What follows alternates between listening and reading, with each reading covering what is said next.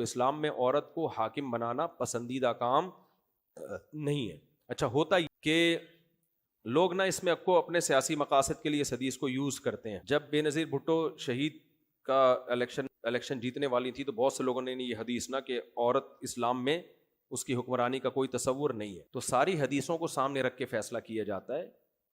عورت کی حکمرانی کا تصور نہیں ہے, فاسق اور فاجر کی حکمرانی کا بھی تصور, چور اور ڈاکوؤں کی حکمرانی کا بھی اسلام میں تصور نہیں ہے. تو یہ حدیث تو یقیناً ٹھیک ہے, لیکن کمپیئر کیا جائے گا.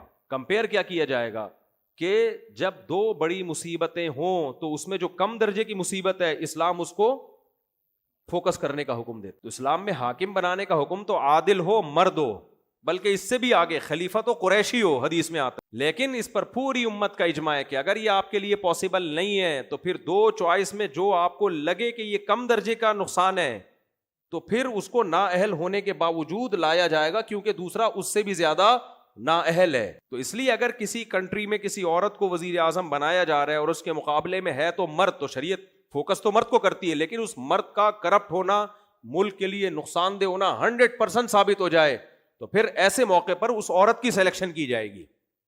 سمجھتے ہو کہ نہیں سمجھتے؟